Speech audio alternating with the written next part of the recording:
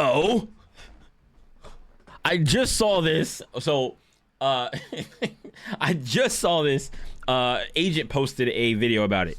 And I was like, you know what? Let me watch this, Joel, because what? He said Patrick CC posted a video. He posted a video about the investigating the biggest scam in Pokemon, PSA, which is crazy because like it's no, I'm gonna say that they're talking about Pokemon specifically, but like PSA does more than Pokemon cards.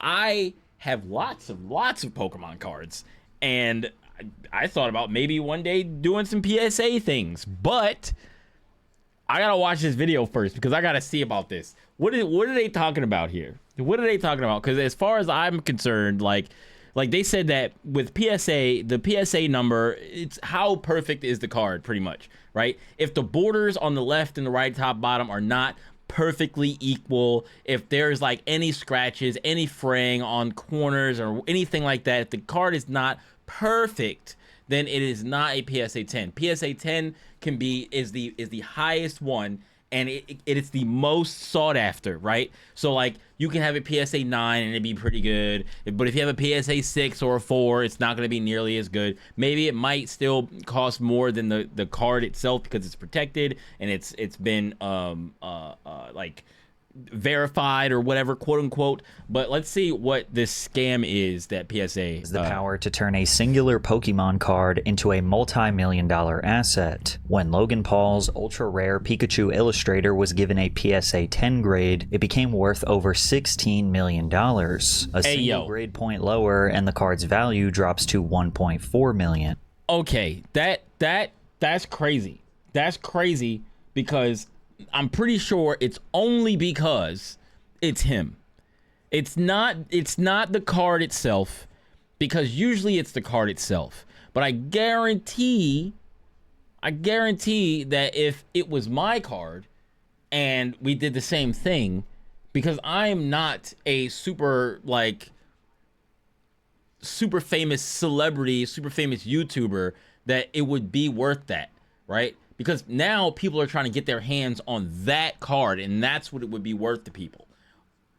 If somebody offered to pay $16 million for it, then that's what it's worth, right? That I think in my opinion, that's what it is. Because if nobody's willing to pay $16 million for it, then that's not what it's worth. Only need one person willing to pay $16 million for it, and that's what it's worth. And if they pay for it, and you give them the card, that card is now worth $16 million. But at PSA 9 dropping to $1.4 million, it's like, is really like what? So what does that number? What does that number signify? Like, what is that number that we get from that signify? Because it's like if it's not a person, then it's a random thing. We just go, okay, well, we're gonna consider this card worth $16 million, and then somebody has to go, oh, I need that in my collection, right? Like, is that how it works?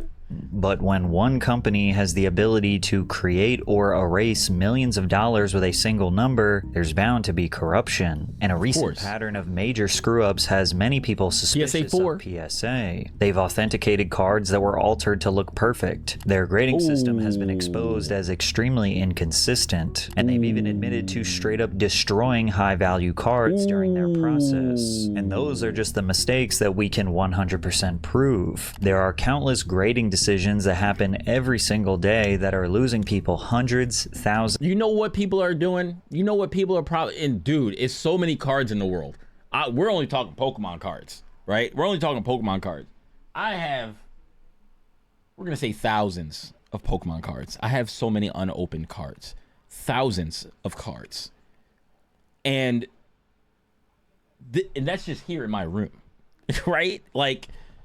And and when I say thousands of cards, I mean I'm talking like energies, I'm talking about commons, I'm talking about all of them, because I have a bunch of boosters and EBTs or ETBs or whatever, right? I have a bunch of that stuff. But like the fact all the football cards, basketball cards, anime trading cards, whatever other cards that you see here, random card. There's a Gary V card. What the hell? And so when you have all these different types of cards, you have to think that at PSA, somebody is doing some dirt. Somebody is bringing in cards, probably popping them into PSA things, giving them 10s, and maybe selling them off to people or keeping them for themselves, reselling them. It's when you have the power to put a 10 or a 9 on something, or a 4, or whatever you feel the need to do because you've inspected the card and you're like, I think this card is perfect. And then you put it in a case and send it back to someone, bro. Or have people pay them off to put a 10 on it. Crazy to think, right? And in extreme cases, millions of dollars, which is why when you dig deeper into PSA, the more insane it becomes that a multi-billion-dollar industry revolves around a tiny number on a piece of plastic. Yep. Before PSA became synonymous with corporate greed, they were actually providing an extremely consumer-friendly service. PSA, which stands for Professional Sports Authenticator, offered a universal standard to determine how much a card was worth. Think back to elementary school at the lunch table. Your friend has a bag of chips, and you're willing to give up your ding-dong in exchange for it. Whoa. The chips aren't objectively more valuable than the ding-dong. You could have chose any other. You could have chose any other snack. Then it really doesn't matter. Sports cards and trading cards used to be the same way. Maybe I wanted your Charizard card, and you wanted my Pikachu card. We'd just swap them and be done with it. Imagine trading away a Charizard back then. I feel sorry for the people that did. Consider in the trade. All of those factors is what PSA considered to determine how much a card was worth, which resulted in people paying big money for cards in all different niches. PSA essentially created the industry standard guide of what matters. Centering corners, edges, centering, surface, and the Pokemon. Buying or selling cards. In a close inspection, a trained PSA grader validates a card's authenticity, ensuring that it is officially licensed merchandise and not a knockoff. They assess any potential damage, such as rips, tears, scuffs, folds, and finally, they give a grade to the card's overall condition on a 1 to 10 scale. And at the end, they carefully encapsulate the card in a protective case to preserve its condition, with a label displaying its name and official PSA grade. Before PSA was rotting the industry from its core, it was actually meant to preserve the integrity of it. But as their power and influence grew, they started moving away from being a humble service for hobbyists and developing into a they wasn't making enough money, fully fixated on. You know what that could mean? That could mean that the people internally in the company. I mean, this is the stuff that I think about, because like I always find that any big company, the bigger they get, the more corrupt they get, the more they stop caring about what the product actually is. So like with anything, like with video game companies and all that kind of stuff, right? Like when they first start out, it's all about the love of the game, right? It's all about the love of the game. They want to put their stuff out there. They want people to enjoy their things, and they want to make sure the customer is happy, right? But then the bigger and bigger and bigger they get, and when they start selling off the company to other people or anything like that, where it's just like, oh, now they got investors and they got to keep other people happy, and they want to keep their money. They want to make more money, all that kind of stuff, right? It starts to get really bad, because now they might not be paying the employees that they've hired enough, right? Their employees are not making nearly as much as like the CEO. Like, of course, they're not going to make as much as CEOs, but still, it's like you got the employees of these big companies and stuff like that not being able to pay all their bills or not being able to live a comfortable lifestyle because they're working for this large company, and the large company is eating good, right? They're eating good, and then they got all these employees that are, you know, maybe making either minimum wage or something above minimum wage. Maybe they're even making $20, $30 an hour. But even if they're making like $30 an hour, it's like maybe not 30. Let's say 20. Let's say $20, $25 an hour. Maybe they can't afford to have a car and then have gas, insurance, an apartment, or a house, or, you know what I'm saying? They can't afford to have all those different things without like whatever they just got to struggle, right? They got to choose between one or the other. They may not be able to get as much, you know what I'm saying? Like, it's just, they're struggling on the wage that they're making, but meanwhile the person who owns the company and stuff like that is eating good. They're eating good. They got 2 cars, they got 3 houses, They got, you know, a house overseas. You know what I'm saying? They got all these things. They got like 3-4 nice cars. You know, all this stuff. And then we might be here struggling, just struggling. So it's like, and then they're like, okay, well, how can I make more money? How can I use my influence in the company, or how can I use the power that I have in the company over this number? You know, how can we work this out so that I can make a little bit more money on the side, right? That's how stuff starts getting corrupt. Pay the employees more money so they don't have to worry about taking money away from the company or other people. Profits. PSA expanded their company beyond just grading cards. They integrated with eBay to create the PSA Vault, which helps store, list, sell, and ship trading cards for their customers. So if you wanted to sell your recently graded card, you could have them take care of the entire selling process from start to finish with little effort. PSA even offered a buyback service where they would purchase the card directly after grading. And some interpret this as kind of a conflict of interest. You're handing a company your card, they're deciding how much it's worth, and then they're offering to buy it from you themselves. If they plan on reselling the card for a profit, they have every incentive to convince you it's worth a little less than it actually is. It's like when Rick from Pawn Stars calls in one of his buddies to tell you what your rare artifact is worth, and almost every time, it's worth way less than what you thought it was. So I was thinking about this the other day. I literally just watched it was a short where this guy brings in like this super old CIA grenade, right? I don't know, maybe some of you guys have seen it, seen the short or whatever on YouTube, but dude brings in this like the old CIA grenade, and dude's like, yo, get that out of my store. But he's like, nah, I took it apart, it's fine. It's like, there's nothing in it, it's not active or whatever. It's just, these are the parts. And he's like, well, how much did you pay for it? And dude's like, I paid like $5 for it. And he was bringing it to see how much it was worth. And he's like, oh, I'm gonna bring in my buddy, and he's gonna be able to tell you how much it's worth. And the guy goes, oh, around 2007, I've seen one of these sell for a little over $2,000, right? And I'm like, dang, that's I guess that's a pretty good come up. And then the guy goes, well, how much are you looking to sell it for now? And the guy goes, oh, like 1,600 would be good. And he goes, wrap it up. And I'm like, see, that was the wrong answer. No, that was the wrong answer. In 2007, it is 2026. So like 9 years ago, it sold for $2,000. It's been, oh, excuse me, not 9 years ago, 19 years ago. I forgot how old I am. 19 years ago, it sold for $2,000. So you telling me almost 20 years later, it didn't go up in value because this CIA grenade that was sold for $2,000 didn't go up in any value, and this guy has it? I'm sure, because the guy answered way too fast. He said 1,600. He's like, sure, why not? Of course.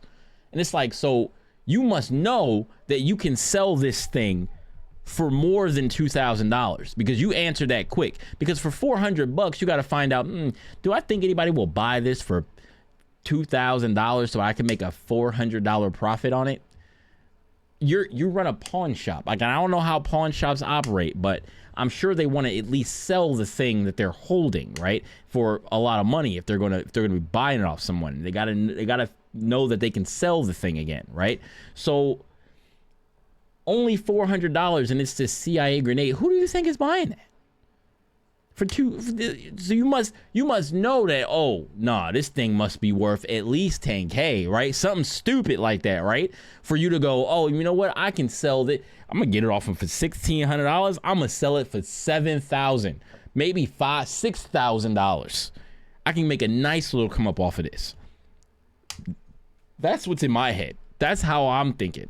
So like, if somebody answers that fast, it's like, start high and then bring your price down. Like, I don't know anything. I don't know about, like, you know, haggling or anything like that. But I know for sure that if somebody says it was worth $2,000 in 2007, and then he asks you, well, how much you trying to sell it for? That means he's interested in buying it. Start high. Start high. At least start at the 2,000. Be like 2,500. That was 19 years ago. 2,500. I feel like the price of it has went up a lot. I don't think a lot of people have these, right? So he must know that there's like some gun or artillery collector out there that would love to have this thing and has a lot of money. So I'm like, start high, 2,500. 19 years ago? Yeah, 2,500. He probably would have still been like, we'll take it. He would have thought about it first, but he probably would have been like, yeah, sure. And then maybe he'd have been able to sell it for a little bit more than that.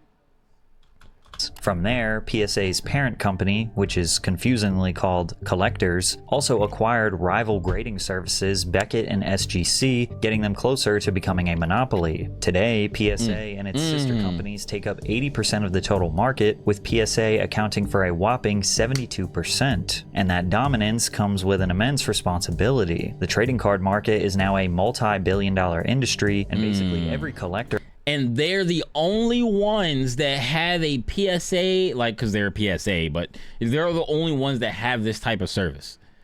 Where are the other types of services that are out there that want to do similar things that they're doing, basically make them the same, but it's just like, oh, well, because it's PSA, it's like, do you want to get your card done by PSA or do you want to get it done by some other random company that popped up? It's like, well, if the company is doing the same thing and they're trying to make sure that they are, you know, but then that's also kind of iffy too, because if it's competition, then the second company is going to want to try to give you a higher number, you know, than PSA is giving you. They might do theirs out of 20 or something, right? They'd be like, and then be like, oh, it's a little more precise, right? It's a little more precise. So they give you a 19.5 out of 20, and that's basically like a 9.5. Where it's like if you got a 10 from PSA, it's still worth more because it's PSA, and on top of that, their grading system has been around longer. People trust them more, and then you get this other one. And they're like, "Yo, is this a knockoff? What is this? What company did this? This is not PSA number, right?" And it's like it's a PSA number, so they're the only ones that are doing it. And that's crazy. That's actually crazy. On the planet relies on PSA's labels to determine that each card they received was authentic and in perfect condition. And when PSA makes mistakes, they aren't just minor disputes. They have the potential to be catastrophic errors that can bankrupt a collector. But before we get into that, we all live busy lives. There are so many things to do, and it never feels like there's enough time in the day. You should probably go get that yearly check. I don't know about bankrupt a collector. I feel like that's a stretch. I feel like that's basically like embellishing for the sake of like the views. it's like could you imagine? It's like, okay, you've been collecting stuff, you have tons of money, you have tons of amazing good cards, tons of PSA 10 cards, your vault is immaculate, and then you and then you give them their card, they make it a 4, and you're just like, oh no, and then they freaking they give it a 4, and then now all the money drains out of your account, and then all of your collection just disappears. Now maybe they could mean that when you, let's say for instance, this happens, this whole thing is going on with now PSA being a quote-unquote scam, which I don't know how much that's going to stop them or slow them down. But like, let's say that like this happens, and now every card that has ever been marked as PSA is now in question, and every card that has ever been given a PSA number is now worth only the amount that the card was worth before it was marked with a PSA number. So like now that is more like bankrupting, because now all the PSA 10 cards that were worth millions of dollars or hundreds of thousands of dollars are now worth, you know, maybe a couple $100, couple $1,000 a piece. You know what I'm saying? It's like you had a $500,000 card that was worth now only maybe a couple thousand, maybe $5,000, because it's not a PSA 10 card anymore. You know what I'm saying? So like stuff like that. I don't know what the ratio of the price is when it gets put into a PSA hard case, but you know, something like that. You know what I'm saying? Good health, but you don't have time to sit on hold all day. Today's sponsor, ZocDoc, makes the process a whole lot easier. ZocDoc lets you search and compare local, in-network doctors with more than 150,000 providers and over 200 specialties across all 50 states. Get your bag, sir. Tons of reviews from real patients and detailed doctor profiles. I don't know how many ZocDoc signups you're gonna get from watching my video, but appointments happen fast. get your usually bag within there, 24 sir. to 72 hours, and you can even score same-day appointments. Best of all, ZocDoc is free to use. Taking care of your health just got easier. Head to ZocDoc.com/PatrickCC to get started and check that appointment off your Maybe one day list. this could be me getting a sponsorship In for 2017, a ZocDoc. 1952 Stan Musial baseball card sold for $2,800. It had slight imperfections, including a black dot on the border, as well as a few small scuffs on his jersey. All things considered, the card was still in great condition and received a PSA grade 9. 7 months later, another copy of the card was sold, this time a PSA grade 10, for a price of $28,100. 10 times for 1 point? These were the same exact card. Natural markings on the back of both were identical, meaning that someone had covered up its imperfections and resubmitted it to PSA, got a higher grade, and made tens of thousands of dollars. PSA is supposed to inspect every card closely before giving it a grade. It checks for scratches, scuffs, and imperfections, but it also ensures that the card is both authentic and unaltered. But this is the thing, right? I'm not gonna fault them for that necessarily, because like they probably look at I said probably again, hundreds of thousands of cards come through PSA. One person looking at that card, that specific card, right, and inspecting it might not go through the same person who's inspecting it the second time that it went through. So then the second time that it goes through, they don't know to look for these specific things. And it's like, if the person who resent it to them was very, very meticulous and maybe understood how cards were printed and made sure that all of the things that they altered on the card were, I don't know, they just made sure that they were unnoticeable, right? Then it goes through another person at PSA. How are they supposed to know that this card already came through PSA? It's not like each card has an individual number, right? Where it's like, let's say for instance, I don't know, like this Iron Man card, this Iron Man Magic card, right? I send this to PSA and then it goes through them, and then there's no way to know that this, if I broke it out of the case and sent it back to them again, that they would know that this specific card has already been there. They wouldn't know that, right?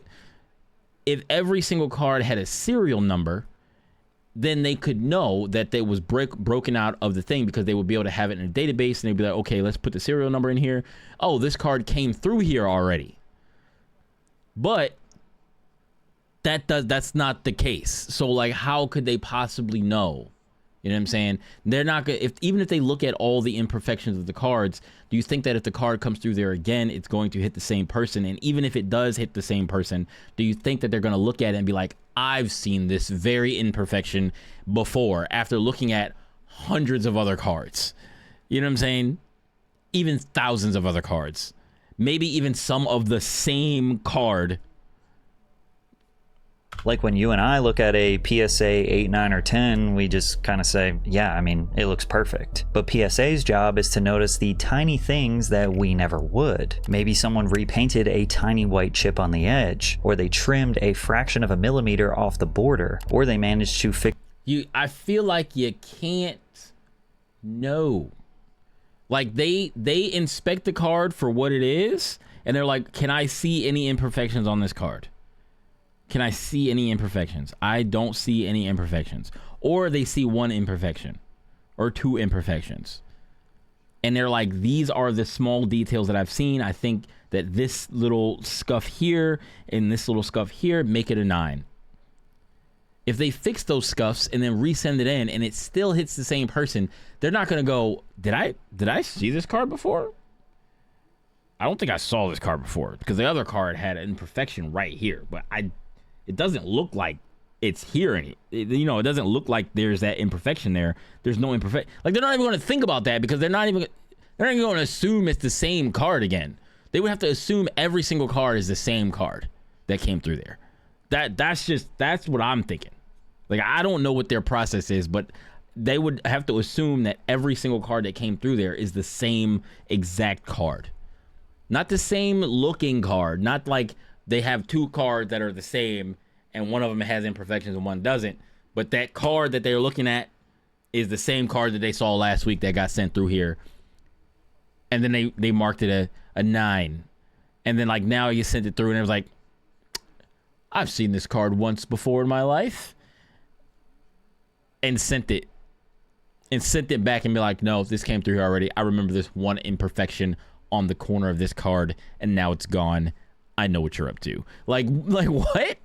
A crease that used to be there, and even still you might wonder what the big deal is. I don't think it's a big deal. I mean, I think it's a big deal, but condition, then why should it matter if it was original or not? Well, it's because the history of a card is a major factor in its value. To see a card preserved for almost 70 years without a single flaw doesn't just make it worth more money, it's also just objectively cool. And this is not just true for cards, it's really true for about anything that is rare. The flowing hair silver dollar sold for $10 million in 2013. Good Lord. That's because this coin was the first dollar coin issued by the United States federal government in 1794. Somehow, someway, this little coin was preserved for 220 years. If nobody cared about preserving anything that was rare, then we'd all just buy one-to-one bootlegs. Authenticity matters, and PSA was meant to ensure all aspects of a card were authentic, but they messed up too many times to count. Of course they messed up too many times to count. Of course. I'm sure they have they probably PSA 9'd fake cards before because people were just that good at printing them.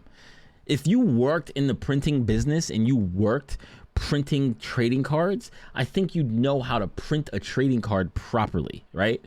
To the point where maybe they couldn't even decide whether it was incorrect or not because you just knew the type of paper, you knew the exact type of ink, you knew the exact measurements, the exact everything that it needed to be to look like a perfectly replicated real card. The only difference between a real card and a fake card sometimes, well, I mean, not the only difference between a real card and a fake card is like where it was printed, to be honest. Like if you could have all the real equipment, the exact ink and everything, but if you take that and you put it at some other warehouse that is not affiliated with the company that makes that card is fake. But how can you tell if you look at both cards and they look identical?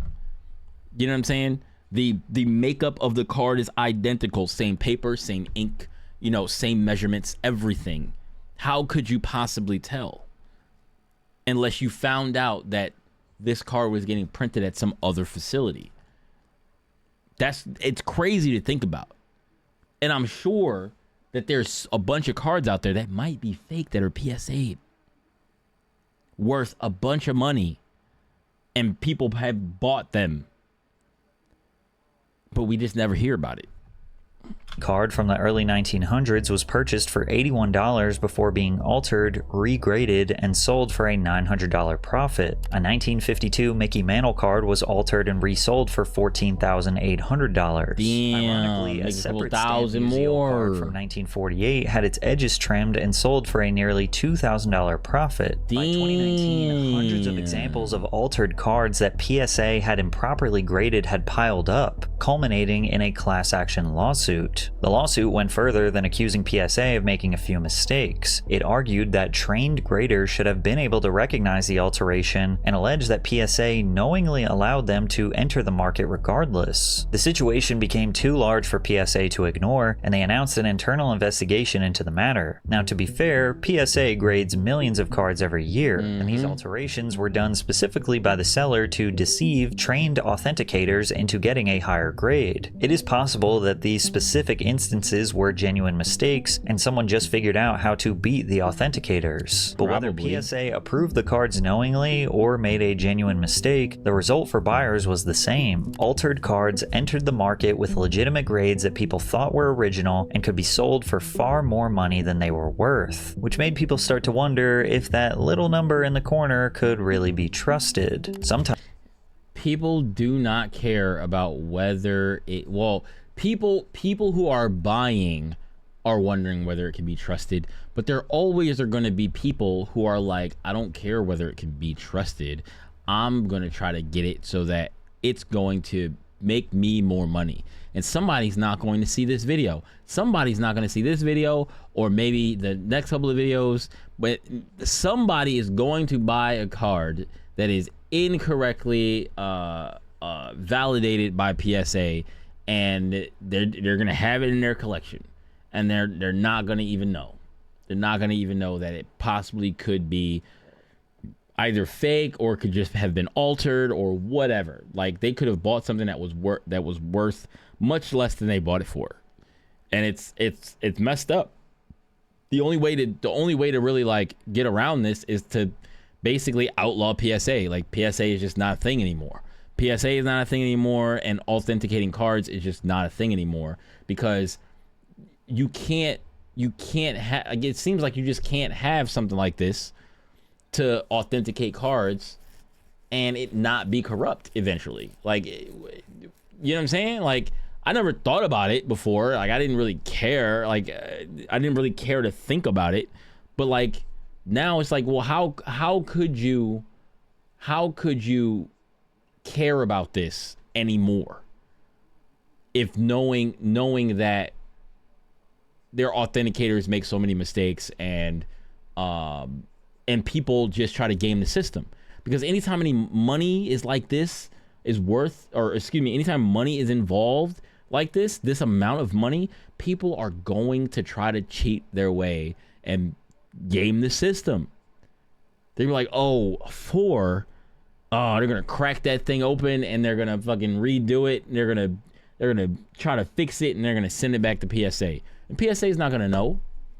It's too many cards that come through there. Sometimes customers are disappointed with the grade their card gets. Maybe they thought it was a perfect 10, but PSA found a small imperfection that bumped it down to a 9. Right there on the arm. Customer now has two choices. They can accept the result and sell the card, or they can resubmit it to PSA and hope for a better result. Pokemon card collector and YouTuber Pokemon Steven submitted approximately 10,000 cards to be graded by PSA over the past couple of years. A little under 200 of his cards received unsatisfactory gradings. He believed that these cards were actually 10s, so he decided to resubmit them on the off chance that someone had made a mistake, and the results were shocking. 81 PSA 10s from the regrade. That's crazy. That's another crazy thing. It was just like, well, I don't think that they made the right choice. Let me send them back.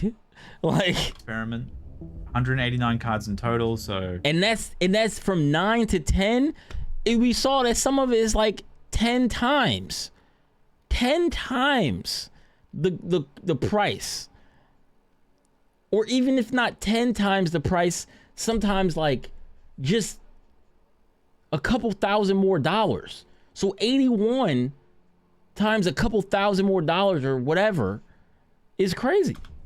108 cards did not make the cut. 81 of the resubmitted cards were bumped up from a PSA 9 to a PSA 10. That's 42%. But he had not changed the card at all. The corners, the art, the surface were all exactly the same as when he submitted them the first time. The only thing that changed was the grade itself. And as discussed prior, the difference between these two grades can mean the difference of hundreds, thousands, and in extreme cases, millions of dollars. What one inspector views as a 9, the other may view as a 10, and it's starting to seem like the only difference is how lucky you are when your card is being reviewed. PSA's grading system is supposed to be an objective measurement of the card's condition, but how can it be? How can it be? It can't be. Human eyeballs are human eyeballs. Humans make mistakes. Unless you have a actually like a computer microscope going across every line of the card looking for very specific they're probably going to PSA. I wouldn't be surprised if PSA started using AI to look for imperfections and like training it to look for very specific types of things on different types of cards to look for these imperfections, right? And I don't like, of course, maybe not now, but then people are like, oh, you know, don't use AI. AI is going to be replace jobs. It's like, well, when you need a computer to be very, very meticulous and perfect with something that a human cannot be perfect with, then, you know what I'm saying? Like, as more controversies pile up, the grading seems subjective. Just goes to show that people are insane for paying such a massive premium for tens. PSA is a huge scam. But resubmitting the card could also hurt its value. Another collector submitted over 100 cards to be regraded, 19 were given higher grades, but 34 of them were actually given a worse grade. But why does you resubmit them again? The rules are clear enough. 4 perfectly sharp corners, full original gloss, no stains or no scratches, with a slight allowance for printing imperfections. The problem is that a human grader still has to decide what counts as perfect. Maybe there's a small mark in the artwork that one grader notices while the other one doesn't. What one grader sees as a printing imperfection, another may view as an unnatural defect that bumps its grade down. So now, submitting to PSA is like gambling, especially when you consider the fees associated with this process. Submitting to PSA for grading costs $25. Premium. Oh my god. Premium 999 plus. Just put $1,000 there. Just put $1,000 there. If anybody is looking for over $1,000 per card, is not gonna be like, oh man, $1,000 doesn't seem great. $9.99. Yeah, you know what? I'm going with the $9.99. You know what I'm saying? Like they're going to go with that. It doesn't just put $1,000 up there, $9.99 plus. Stupid. Max insured value, 25,000 plus for a premium card. Walkthrough, $599. Super Express, $299. A walkthrough, I assume, means that like they basically walk you through all of the imperfections and defects and stuff like that of the card. And then max insured value, $10,000. So if a card is worth $500,000, so I assume you have no choice but to do the $1,000 plus, which means that if you pay over $1,000 for the card to get PSA'd, right, and then they give it a 9, and now that 9 means that this card is worth $2,500. You kind of lost $1,000 on this card, and if it got a 10, it would be $25,000, right? Like, it can't be insured for more than, right? So if it's insured for more than the card is worth, so it's five. So is it insured for $500,000 if the card is worth $500,000? You know what I'm saying? Because, like, if not, like, I would assume that's what it is. So it's like $599. The max value of the card is probably going to be $10,000. So, like, they know that, oh, if this card is a 10, it's going to be under 10K. Then they do it with the walkthrough. That would probably be the best way to do it, right? Like, but then they're making thousands and thousands and thousands of dollars, and then people might be losing out on money from that. That's why it's probably like gambling, right? Per card plus shipping, and they do offer slight discounts for bulk submissions. But think about it, if you get a low grade, your card could be worth less than $25, meaning it costs more to authenticate and grade than it's actually worth. However, if your card is worth more, PSA will charge you insane amounts of money to do the exact same grading as a worthless card. Like Nico, who submitted his rare Mickey Mouse card that was worth $20,000 to PSA, $20K? only for them to charge him $1,000 for his perfect 10 grade. Or Scruffy, who was charged $150 for a 10 grade 2021 Pokemon Sword and Shield Evolving Skies, and $600 for a 9. So what if I don't have $1,000 and I send them a card? I guess I shouldn't send them that card then, right? Because then if I don't have the $1,000, they'll keep it. That's nuts. That's nuts. grade 2002 Charizard reverse foil. There's also John, who was told by PSA his card was worth $25,000, which is why he needed to pay them $1,000 to authenticate it, but then his card only sold for half the value they claimed it was worth. Ow. No, they didn't give him a $500 discount and say, oops, we messed up. And he still made a great profit, but remember that the grading process for all of these cards is exactly the same, and you don't know what they are going to charge you until after they have already done the service. That's crazy. This has led some collectors to accuse PSA of intentionally having inconsistent grading, so people will just keep submitting their cards for additional gradings. This is unlikely considering they've That's been shown insane. to both overgrade and undergrade cards. Then again, there are stories that make it easy to understand why some collectors still remain skeptical. The most notable example of this I'm is never when getting a collector card named PSA. Preston submitted 30 separate There's no Pikachu point. Zekrom GX better put that cards thing in a to hard PSA case. for grading. He anticipated in your that own most hard of case. them would be perfect 10s, but he was shocked to discover that none of them received a perfect grade, with the vast majority like of them receiving after seeing the prices, like I thought like, oh, you send them the card and maybe you pay them like $20 per card, or $15 a card or something like that, like at the highest, right? But no, having to pay them $1,000 for a card because your card is worth so much money, get out of my face, bro. Get out of my face. You're now not doing this for the love of the game. Like, that's what I'm saying. Like, this is now not for the love of the game. This is literally to make as much money as you possibly can as a company. And while you are a company and companies need to make money, you will still make money if you continue to do what you do with the volume of cards that you PSA. Bro, what are y'all doing? $1,000 just because my card is worth a lot of money? No, my card is worth a lot of money. Just let me know and verify that this thing is good. Put it in a case, send it back to me so that it's preserved and it's. Shouldn't have to pay you $1,000 for that. What if I don't have $1,000? What if I'm me? I'm broke little me. I just rip packs for fun every so often. I get a couple of packs. I rip packs. I open up a crazy card. I'm not rich. I don't have a whole lot of money. So now I got to figure out how to get together $1,000 or $2,000 or whatever the case may be for, $1,000 plus, right? $1,000. I got to figure out how to get together $1,000 so that I can get my card back from y'all. Because if I don't pay you, y'all not going to send it to me. Or are y'all just going to send it back without the case? If that's the case, send it back. Give me my card back. I'm not paying y'all $1,000. Give me my card back. Like, if I really want to sell the card for some money, then I'm going to sell the card at a quote-unquote loss because, like, oh, it's not PSA'd, so I'm not going to get $20,000 for it. But I don't have $1,000 to make you put the thing on there that's going to make it worth $20,000. You know what I'm saying? Like, I don't have it. So if I don't have it, then I can't make it worth $20,000. And the fact that I have to make it $20,000 by using $1,000 is crazy. And basically, I'm buying $20,000 for $1,000, which is a good deal. I'm not gonna lie, it's a good deal. But holy crap, is that scuffed.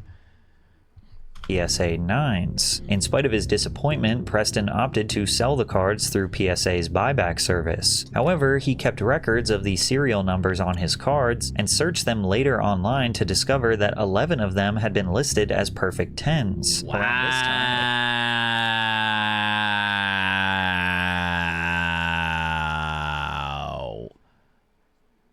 Wow.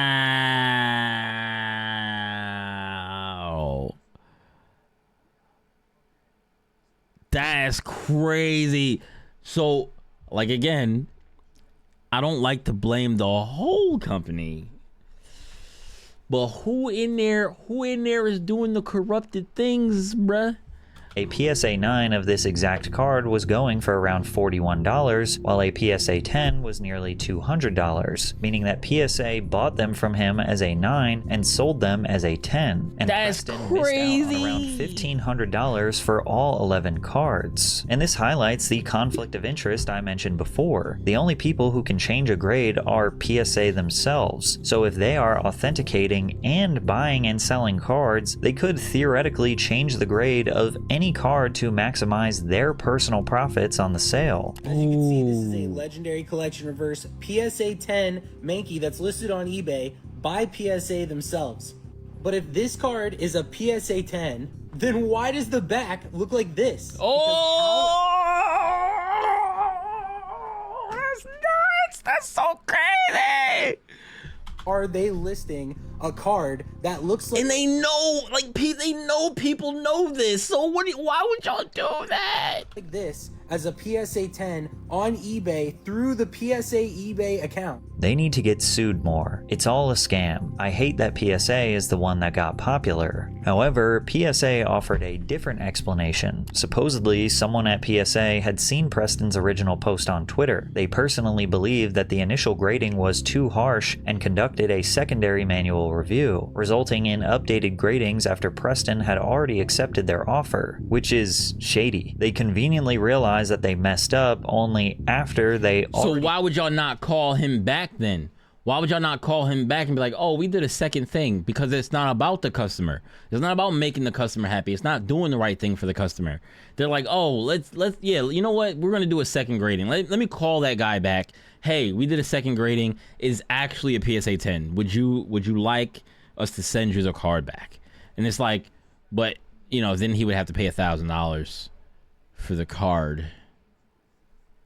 So bought the cards from him and resold them for a profit. Luckily for Preston, his story got a lot of traction online, and he claims that they privately rectified the situation with him, which I would hope means that they gave him the money he deserves for the cards he unknowingly undersold. Oh, I hope so. Them. But I that hope still so. doesn't feel like a satisfying conclusion, No. and it still didn't explain why the cards were undergraded in the first place. A fellow collector claimed that cards tend to be undergraded by PSA when they receive bulk quantities of the same card. I guess the logic is that when you look at the same card over and over again, you maybe start to see imperfections that aren't there. Or maybe the same person is just going over all of them and is like, surely they can't all be 10s, so here's a 9. But obviously that would be corrupt and unethical business practices. But most importantly, PSA did not make the situation right with Preston until after he went viral on social media and gave them bad publicity. Was Preston the only person this has ever happened to? No, or was of course he just not. lucky enough to get attention online and put pressure on PSA to pay him what they owed? But one of the most insane controversies that gained traction online was when PSA admitted they damaged someone's extremely rare card, and many saw this as the final nail in the coffin for their reputation. A man named Brian revealed that his PSA 10 Pokemon card was severely damaged while getting it reholdered by PSA, bumping it all the way down to a grade 6. The card was a sky-splitting Deoxys, an extremely rare card released in limited quantities in 2004 and never printed in English. There were very few copies like this and in his condition, making Brian's card almost impossible to replace. Now, Brian was getting his card reholdered. Basically what this means is he already submitted it before and it got a 10, but he was paying them to crack open the old plastic case and seal the exact same card into a brand new holder. Collectors do this all the time if the slab gets scratched, cracked, or it just looks old. A fresh holder can make an expensive card easier to sell because buyers know the case is brand new and the card had recently been inspected. The problem is that the moment PSA cracks the case open, they're handling one of the rarest cards in the world, and if anything goes wrong, the damage is permanent. PSA acknowledged that they had damaged the card and offered to reimburse Brian the full market value, which they determined to be $20,000. He wasn't happy with this considering that the same card had sold for up to $45,000 around the same time, with others saying it was worth even more. Multiple people have told me that the Deoxys is $60,000 plus, and I personally have an offer over that. PSA fixed this issue. PSA got the $20,000 figure by averaging all of the recent sales of that same card. And this just seemed like a slap in the face because at best they're offering half and at worst a third of what it's actually worth. But the problem is they caused the loss of the card and then gave themselves the authority to decide how much that loss was worth. And rather than accepting their deal, Brian took to the internet. Once again, the community was furious, and this specific situation ramped up to a whole new level once Moist Critical made a video about it. This is where it gets extremely spicy. That card sold only a couple of weeks ago by PSA. And this is where it gets a little conspiratorial, but I think there's a lot of merit to it. There are people that are speculating that they didn't actually damage his card when reholdering it. The encapsulation process, it's a psyop. It's not real. What they're thinking might have happened is PSA, when reholdering that PSA 10 Deoxys that was submitted, they took it and then sold it themselves, and then instead gave him a 6, saying that it was damaged and now it's it's down to a 6. I guess PSA stands for Pro Scam Artists. Critical brought awareness to this dispute far outside the card collecting community, putting PSA under more pressure than ever before. Brian announced they had come to an agreement that he was satisfied with, indicating that he was compensated it's too like y'all have sullied the PSA name. Like I literally there's no reason to ever get a card PSA'd. I mean, unless you hurting for money and you need money and you know the PSA number is gonna give you a lot of money, but you don't know if they gonna do you dirty. You don't know if they gonna do you dirty. Just get rid of PSA. Just get rid of it. Just shut it down. I'm sorry. There's a lot of people that work at PSA and nobody wants anybody to lose their job or anything like that. But bro.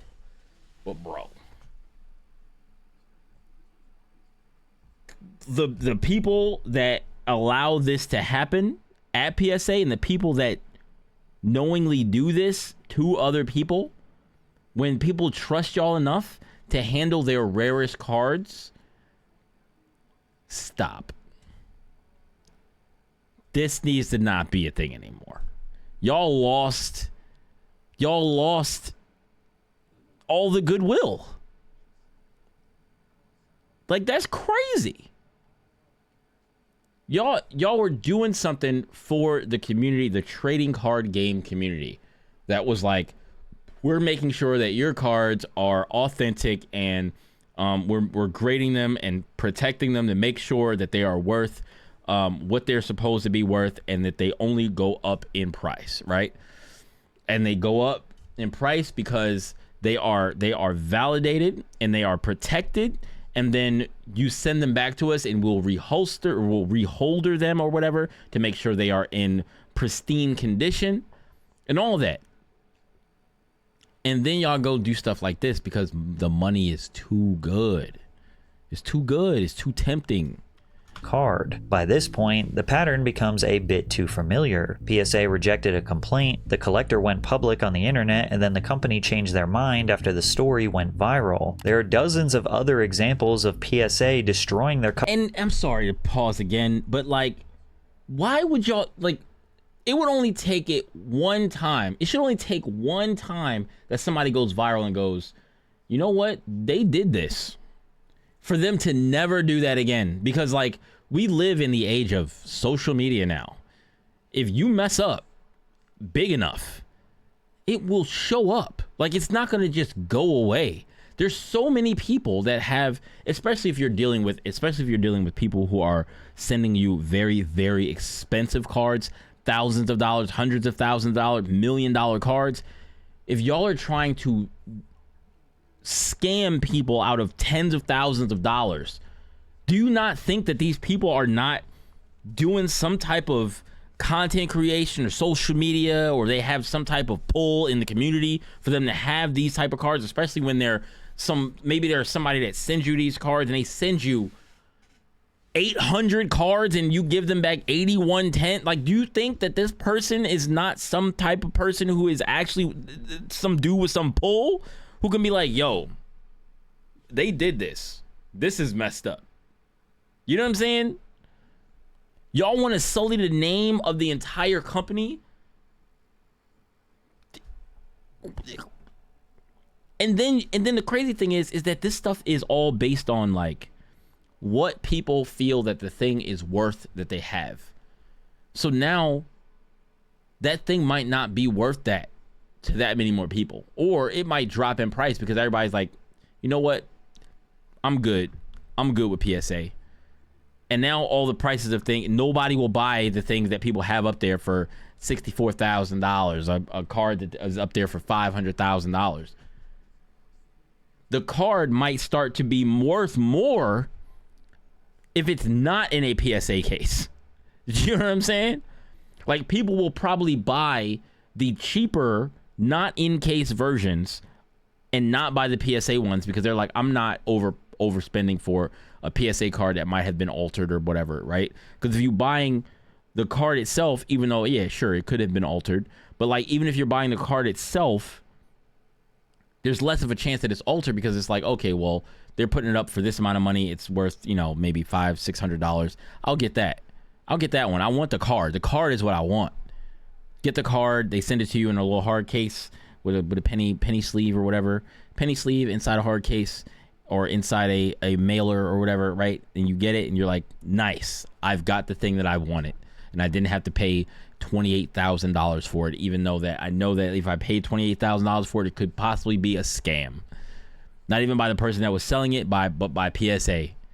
That's crazy. Customers' cards, and you have to wonder if these individuals were ever given proper compensation. Probably not, because a massive YouTuber didn't make a video about them. And now I'm just genuinely curious if anyone watching has ever had this happen to them. Like, you submitted a card to PSA and you know for a 100% fact that they messed up your card and then sent it back but hoped that you'd never notice. Comment below if that happened. PSA's grade is supposed to be a symbol of reliability and prestige. And it's not. These days, their reputation isn't much better than a sketchy pawn shop. And yet, people are still sending in millions of cards to PSA. Because they just don't know, bro. They just don't know. And some people will never know. Every single year. But why? Well, the thing is, most collectors don't continue to use PSA because they trust them. They continue because they have no other realistic option. There are other companies that do.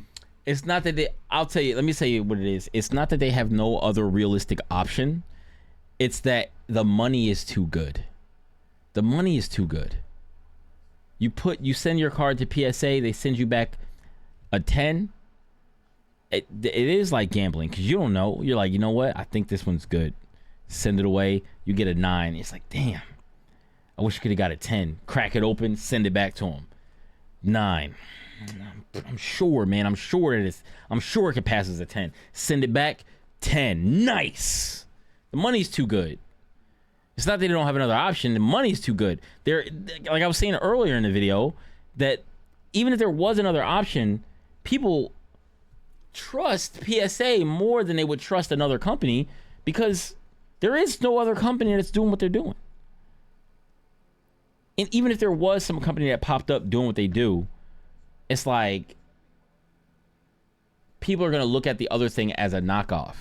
It's not going to be worth as much as one that has a PSA number on it, unless they come up with some way to verify and authenticate specific cards. Like, let's say for instance that somebody comes up with a machine or a camera, right? They use a microscope, right? And they take a picture of very specific regions of the card, right? And those specific regions of the card are like fingerprints, where you can't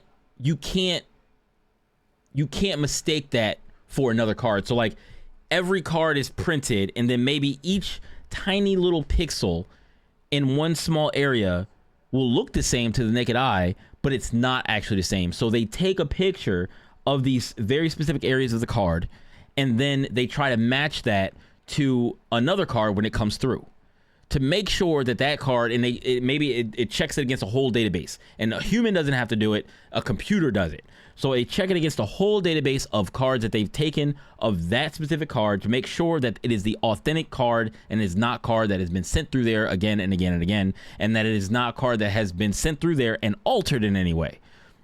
That is what I think has to happen. A microscope needs to look at regions of the card that are unknown by the maybe unknown by the seller and the person who sent, or excuse me, unknown by the PSA agent and the person who sent the card. They just don't know. The computer looks at specific regions of the card and deems those sections fingerprints, and then checks those fingerprints against every other card. When they put it in the system, they're like, okay, we got this Iron Man. This is the first time we got this Iron Man in, and we scan the card front and back, and we have the fingerprints of this card now.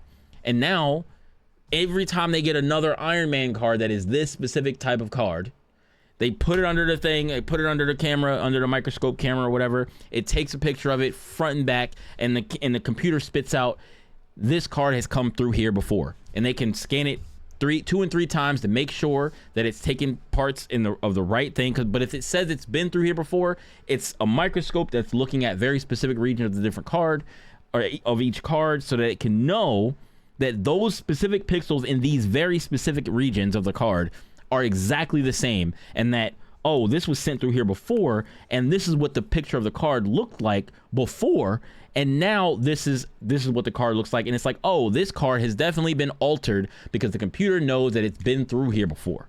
That way people don't have to look at it with a microscope and then decide what number they want to put on it. The computer looks at it, deems whether it's been through here before, and then they can look for imperfections. The computer looks for imperfections or whatever, and deems it whether it's good to go or not. And I'm pretty sure that's going to have to be done by AI, like a very highly trained AI computer program or something. I'm telling you, that's the only way that this should be done. Gradings, but a card with a PSA label can sell for far more than the same card. And then the cards that are PSA will probably all get sent back to the new company that's doing it this way, unless PSA decides to do it this way. But who knows? Nobody can trust PSA, right? So the new company does it this way, shows how it works, how it's done, what is being done to the cards. It's like it doesn't touch the cards, it just looks at them, it zooms in, microscope, blah blah blah blah blah. Looks at the different parts of the card, and this is how we can do it without human error, right? And if you do it that way, people will then trust this more than PSA, but then some people won't. They'll be like, oh, it's AI, blah, blah, blah, it's a computer, blah, blah, you know. I'm sure people will warm up to it, but I think people will trust a computer doing it more. And maybe they send them, or I don't know, maybe they do send them the fingerprints of the card so that people can see what the fingerprints of the card are, and you can't alter, you can't change those fingerprints, you can't copy those fingerprints onto another card because the card is printed. You can't go in with a microscope. I mean, maybe some people might try, go in with a microscope and change what the fingerprints exactly, they won't be able to find, they won't be able to find them. You know what I'm saying? I feel like that's the way it got to be done. I feel like we have the technology to do that. Rated by a competitor, leaving PSA for another authenticator would significantly cut down the overall value of someone's collection. I told you. And with the prices for some of these cards, we're talking about millions of dollars in value right down the drain. Boycotting won't work because all collectors would have to do it together. The market has decided that PSA is the gold standard, and it's almost impossible to go against what the market wants. As long as buyers seek out PSA graded cards, sellers will continue to sell them, which means that they will just have to deal with whatever nonsense comes with working with PSA. This is why monopolies are supposed to be illegal. But above all else, PSA is just another example. I came up with the solution for you guys. Y'all just got to figure it out. Just pay me a little bit. Pay me, the same thing happened with sneakers. Pay me, please, for the idea. Maybe once a year. Steal it. Go ahead. Somebody's gonna steal it. If somebody steals it, if this shows up, I'm telling you, bro. If my idea shows up in the wild, I am going to be pissed. I'm going to be pissed because I'm not going to have any money for it. I don't know how to go about doing something like that. If I could, I would. If I could, I would make this thing myself and try to use it on cards that I have and multiples of cards, but I don't have the equipment. You know what I'm saying? I don't have the money to buy the equipment. I don't have the equipment. I don't have the know-how for programming. I don't have none of that. But if they could find a way to have a microscope picture taken of very specific regions of the card and deem those fingerprints of the card, and then every time that same card comes through there, they log the fingerprints of each card, and then each time the card comes through there, they can always check it against the database to make sure that that card has not been through PSA before, so people can't keep resubmitting cards and altering them. Duh. deal with insane price gouging, unavailability of sizes because collectors or resellers pay thousands of dollars just to let a pair collect dust on a shelf. Shoes turned into a status symbol, and now it's trading cards. Actually playing with your Pokemon card could scratch the artwork, and wearing your sneakers could scuff them If I could play with them, I would. them, which is ironic because most people buy nice things because they want to actually use nice things. But the random thing. I know the video's almost over, but random. Convoke is like, dude, Convoke is one of the coolest platforms I've seen to play Magic the Gathering with your actual Magic the Gathering deck. A friend of mine bought me an Iron Man deck recently, and he also bought me a Sonic the Hedgehog deck for playing some Commander, right? And I've never played Magic the Gathering before. He wanted to get me into Magic the Gathering Commander, so he bought me these two decks. And he found Convoke, I think. But we were looking for places to play online, and most of them that I saw where you have to take your deck and put them into the thing. But Convoke allows you to just literally use your deck, have a camera pointing down at your play field, and just play like you're playing somebody right across from you. And then you can click on the cards on the screen, and it brings them up bigger. So like if I put this card down on my desk, put this Iron Man card down on the desk, right? And then my friend looks at it and he clicks on it on my screen, it will make it larger so he can see what it is. Not the actual card, but it looks at the card, and I'm sure that it uses AI to look the card up based on what the card looks like a fingerprint of the card, and it pulls up what it thinks that card is, and it's very accurate. I don't think I've ever seen it go wrong unless I click on something that's not a card, and it tries to match whatever I clicked on to a card. Even if you click on another card that's not a Magic the Gathering card, it will try to match it to a Magic the Gathering card. But they should do that. Convoke, can y'all just do this for all trading card games? That would be so amazing, because then I could just play with my Pokemon cards. I would get Gundam cards. I would collect so many more cards if I could use the decks to play people online, actually, like physically on my playmat, on my desk. That's so cool. I don't know if anything exists like that for other card games other than Convoke and Magic. The only way to protect the value is to avoid enjoying it for what it is. And unfortunately, no hobby is safe from this. It's only going to get worse. Once people begin to put a price on their favorite pastime, they make way for opportunists to take advantage of the hobby and get rich. PSA isn't just a tragic story of an innocent hobby being corrupted. It is a reminder that nothing you love is safe or sacred anymore. And PSA isn't the only business that's built an empire by telling people what their collectibles are worth. Pawn Stars made a fortune with these same questionable tactics. But check out this video to hear that story. That's crazy. That's crazy. Good video, man. Good video. So do y'all still trust PSA? Because I don't. Like I have not ever gotten anything PSA, and I'm glad I've never gotten anything PSA, because that made me actually upset with PSA. Like, to know that you have gotten like rich off of just kind of like scamming people, and it's almost very hard for it not to be corrupted, especially when you're hiring people and you have people that are that want to work for you, and then like you got to deal with this type of thing. Bro, y'all do millions of cards a year,